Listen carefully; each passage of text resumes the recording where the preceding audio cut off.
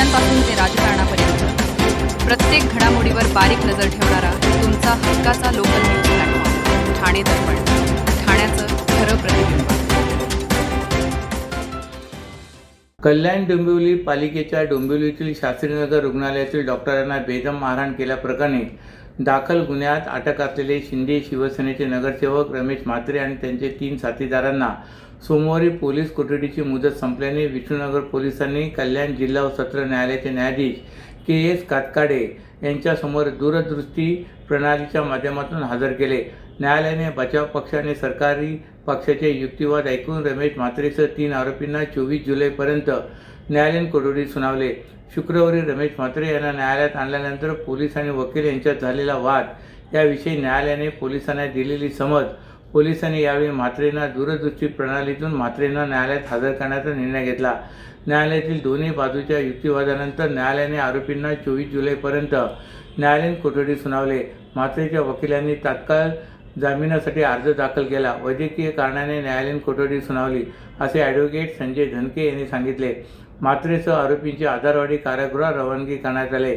शास्त्रीनगर रुग्णालयातील वैद्यकीय अधिकारी डॉक्टर सृष्टी बाविस्कर व डॉक्टर वैभव साळुंखे यांना नगरसेवक रमेश म्हात्रे यांनी गेल्या आठवड्यात रात्रीच्या वेळेत रुग्णालयात येऊन आवर्च्या भाषेत शिवीगाळ करत डॉक्टर बाविस्कर यांच्या विरोधात बरोबर मारहाण अरेरावी, तर डॉक्टर साळुंखे यांना म्हात्रेसह त्यांचे समर्थक रमेश पवार, प्रमोद उर्फ प्रकाश निकम, अक्षय कारंडे यांनी जीवघेणी मारहाण केली होती.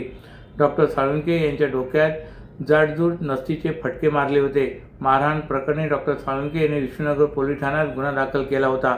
विष्णुनगर पोलीस ठाण्याचे वरिष्ठ पोलीस निरीक्षक रामचंद्र चोपडे यांनी पोलीस उपायुक्त अतुल झेंडे यांच्या आदेशाप्रमाणे या गुन्ह्यातील 3 आरोपींना तत्काळ अटक केली होती. नगरसेवक म्हात्रे यांच्या अटकेसाठी राजकीय विरोधकांचा दबाव वाढल्याने पोलिसांनी त्यांना अटक केली होती. मारहाण झालेल्या डॉक्टर महिलेने म्हात्रेवर ॲट्रॉसिटीचा गुन्हा दाखल करावा यासाठी वैद्यकीय संघटना, जाणत्या नागरिकांकडून जोरदार प्रयत्न सुरू आहेत. आर्थिक संकटात असलेल्या ठाणे महापालिकेने आता महावसुली उत्पन्नावरील वाढता ताण आणि मोठ्या विकास प्रकल्पासाठी निधीची कमतरता लक्षात घेऊन 400 कोटीची कर्जरोखे उभारण्याचा निर्णय घेतला आहे. प्रत्येकी 200 कोटी रुपयांचे म्युनिसिपल आणि ग्रीन कर्जरोखे उभारले जाणार असून या संपूर्ण प्रक्रियेसाठी आयुक्तांच्या अध्यक्षतेखाली विशेष कर्जरोखे व्यवस्थापन समिती स्थापन करण्यात येणार आहे. या संबंधीचा प्रस्ताव प्रशासनाने येत्या 20 जुलै रोजी होणाऱ्या सर्वसाधारण सभेपुढे मान्यतेसाठी सादर केला आहे. करोना काळात जमा खर्चाचे गणित बिघडले तेव्हापासूनच ठाणे महापालिका आर्थिक संकटाचा सामना करते. उपमुख्यमंत्री एकनाथ शिंदे हे राज्याचे मुख्यमंत्री झाले त्यावेळी त्यांनी नगर विकास विभागाच्या माध्यमातून 1200 कोटी रुपयांचा निधी दिला. यामुळे शहरातील रस्ते, नूतनीकरण तसेच इतर महत्त्वाच्या प्रकल्पांची कामे मार्गी लागली. असे असले तरी कर वसुलीत आणि आर्थिक शिस्तीत पालिकेकडून कोणतेही ठोस धोरण राबवण्यात आले नसल्यामुळे पालिकेवर सुमारे 2100 कोटीच्या आसपास दायित्व असल्याचे यंदाच्या अर्थसंकल्पावेळी उघडकीस आले होते. उत्पन्न वसुलीतून मिळणारा महसूल हे दायित्व कमी करण्यावर खर्च होत आहे. यामुळे ठाणे महापालिका आजही आर्थिक संकटाचा सामना करत असून यातूनच विकास कामांसाठी भांडवली बाजारातून म्हणजेच कर्जरोखे स्वरूपात निधी उभारण्याचा निर्णय पालिकेने घेतला आहे.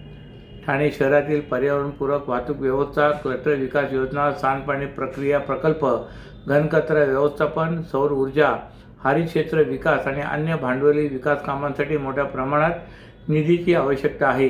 ही कामे वेळेत पूर्ण करण्यासाठी पारंपरिक अनुदान आणि शासकीय अनुदानातून एवढ्या मोठ्या प्रकल्पांसाठी निधी उभारणे शक्य नसल्याने भांडवली बाजारातून 400 कोटी रुपयांचे कर्जरोखे उभारण्यात येणार आहेत.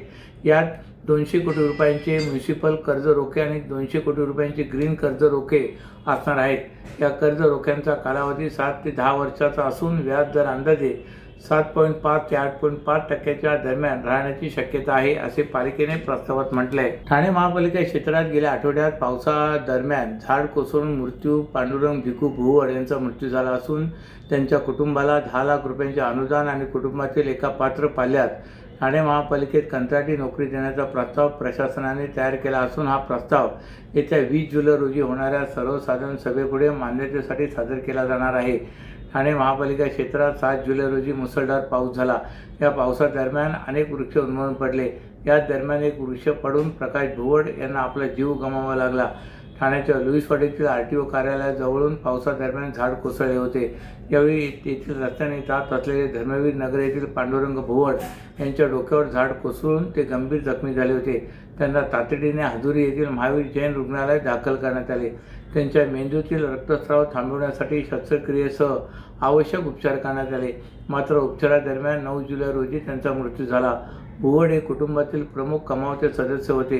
त्यांची कुटुंब अत्यंत आर्थिकदृष्ट्या दुर्बल असल्याने त्यांच्या निधनामुळे कुटुंबासमोर उदरनिर्वाहाचा गंभीर प्रश्न निर्माण झाला आहे. या पार्श्वभूमीवर नैसर्गिक न्याय आणि मानवतेच्या दृष्टिकोनातून ठाणे महापालिकेकडून भुवड यांच्या कुटुंबाला 10 लाख रुपयाचे अनुदान देण्याचा निर्णय प्रस्तावित करण्यात आला आहे. तसेच कुटुंबातील एका पात्र पाल्याला शैक्षणिक पात्रतेनुसार पालिकेतील कंत्राटी स्वरूपात नोकरी देण्याचा प्रस्ताव ठेवण्यात आला आहे. तुमच्या व्यवसायासाठी खेळते भांडवल, क्षमता विस्तार, आधुनिकीकरण आणि यंत्रसामग्री खरेदीसाठी विश्वसनीय ओव्हरड्राफ्ट सुविधा, कर्ज मर्यादा 7 कोटींपर्यंत, जलद मंजुरी, 120 महिन्यांचा परतफेडीचा कालावधी, TJSB ODS drop against property, TJSB सहकारी बँक लिमिटेड, भरोसे का बँक, भविष्य का बँक. वाहतूक ऑपरेटरसाठी व्यावसायिक वाहने खरेदी करण्यासाठी सोपी आणि विश्वासार्ह कर्ज सुविधा, कर्ज मर्यादा 1 कोटी रुपयांपर्यंत, 5 वर्षांची परतफेडीची मुदत, आकर्षक व्याजदर, TJSB fleet term loan, TJSB सहकारी बँक लिमिटेड, भरोसे का बँक, भविष्य का bank. Asset backed credit loan, व्यवसाय आणि आर्थिक गरजांसाठी मालमत्तेवर आधारित कर्ज, कर्ज मर्यादा 5 कोटींपर्यंत, 120 महिन्यांचा परतफेडीचा कालावधी, विश्वासार्ह वित्तीय भागीदार तुमच्या प्रगतीसाठी, TJSB asset backed credit loan, TJSB सहकारी बँक लिमिटेड, भरोसे का बँक, भविष्य का बँक. दादा, दात घासताय ना, मग पाणी का वाया घालवताय? ताई, भांडी घासा नाहीतर फोन पहा, पण नळ का चालू ठेवलाय? अंघोळ झाली ना करून, मग शॉवर चालूच. कपडे धुताय पण पाणी वाया जात आहे, त्याचं काय? गाडी अशी धुताय आणि उद्या पाणी कायमचं संपलं तर? पाण्यासाठी किती जणांची वणवण होते. कित्येक कुटुंबांना तर पाणी मिळतही नाहीये. पाणी बोलत नाही, पण आपण त्याची किंमत जाणली पाहिजे. पाण्याचा अपव्यय टाळा, परिस्थिती भीषण होऊ शकते.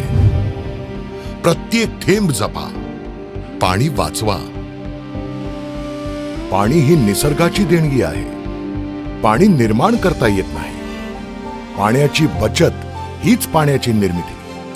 ठाणे महानगरपालिकेतर्फे जनहितार्थ जारी. PUBG या मोबाईल गेममध्ये पराभव झाल्याने 3 अल्पवयीन मुलांनी एकावर चाकू हल्ला केल्याचा धक्कादायक प्रकार रविवारी वाघेश्री भागात उघडकीस आला आहे.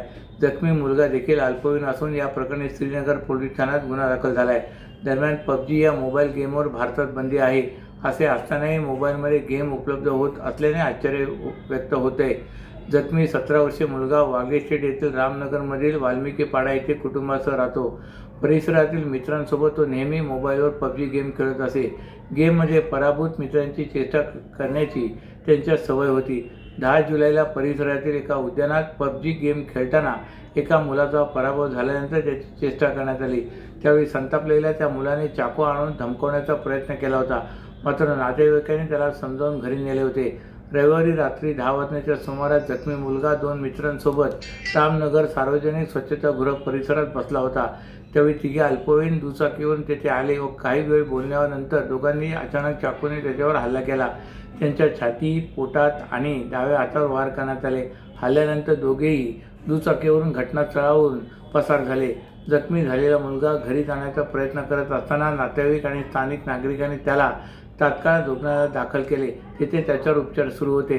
त्याने तक्रार दाखल केल्यानंतर या प्रकरणी श्रीनगर पोलीस ठाण्यात गुन्हा दाखल झाला आहे. ठाणे महापालिका मुख्यालयासमोर होणारे मोर्चे, धरणे आणि उपोषणामुळे सुरक्षा, वाहतूक आणि कार्यालयीन कामकाजावर परिणाम होत असून या पार्श्वभूमीवर महापालिकेसमोर आंदोलनांना बंदी घालण्याबरोबर हा परिसर शांतता क्षेत्र म्हणून जाहीर करण्याचा निर्णय प्रशासनाने घेतला आहे. या प्रस्तावानुसार आंदोलकांसाठी परमार्थ निकेतन समोर नवी जागा प्रस्तावित करण्यात आली असून या संबंधीचा प्रस्ताव येत्या 20 जुलै रोजी होणाऱ्या सर्वसाधारण सभेपुढे मान्यतेसाठी सादर केला जाणार आहे. ठाणे महापालिका मुख्यालयासमोर विविध संघटना, राजकीय पक्ष आणि नागरिकांकडून सातत्याने मोर्चे, धरणे, उपोषणे आणि आंदोलने केली जातात.